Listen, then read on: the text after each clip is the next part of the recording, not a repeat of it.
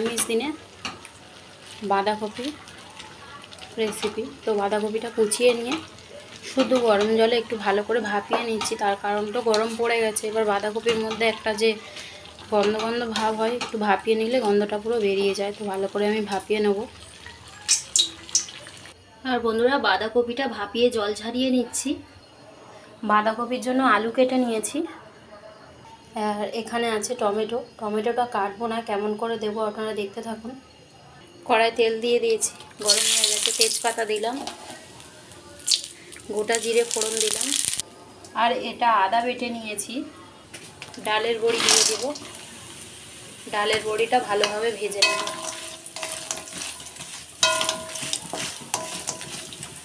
একটু লাল লাল করে ডালের বড়িটা ভেজে নেব। ভাজা হয়ে গেছে, এবারে দেব আলুগুলো।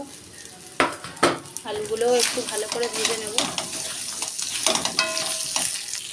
এই ডালের বড়িটা বাজারের ডালের বড়ি, তো যতই জল দাও যাই হোক, ভিতরে তো কিন্তু কাঁচাই থাকে, মানে শক্ত থাকে। তো সেই জন্য বেশি করে সিদ্ধ করে নেব। আলুটা কিন্তু বেশ কিছুটা লাল লাল করে ভাজা হয়েছে। এবার স্বাদ মতো লবণ, টমেটোগুলো দিলাম। তার কারণ হলো আলুটা একটু সিদ্ধ হলে পরে তারপরে টমেটোগুলো ঘেটে দেব। আলুটা একটু লেটে সিদ্ধ হয়, তাই জন্য গোটা টমেটো দিলাম। টমেটোটা আগে গলে গেলে আলু আর সিদ্ধ হবে। আদা বাটা এবারে খুব ভালো করে কষিয়ে নেব। কয়েকটা গোটা কাঁচা লঙ্কা দিয়ে দিলাম, হলুদ গুঁড়ো, জিরে গুঁড়ো, একটু চিনি দিলাম বন্ধুরা। এবার দিয়ে দেবো ভাপানো বাঁধাকপিটা, দিয়ে আর একটু কষিয়ে নেব। বাঁধাকপিটা দিয়ে একটু কষিয়ে নিচ্ছি, নিয়ে সামান্য জল দেব। ভালো করে কষানো হয়ে গেছে, এই জল দিলাম। সবজিও সিদ্ধ হবে, সঙ্গে টমেটোও সিদ্ধ হয়ে যাবে।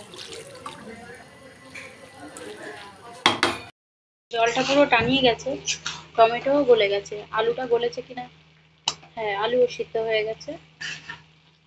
এবার একটু ভালো করে ঘেটে দেব।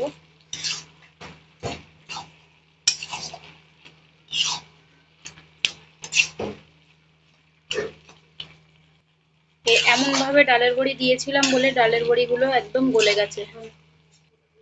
হয়ে গেছে বাঁধাকপির তরকারি, শুকনো শুকনো হয়ে গেছে। এবার দিয়ে দেবো মিট মশলা। মিট মশলা দিলে টেস্টটা একটু অন্যরকম আসে। তো এখানে কমপ্লিট হলো বাঁধাকপি নিরামিষ দিনের একটা দারুণ রেসিপি।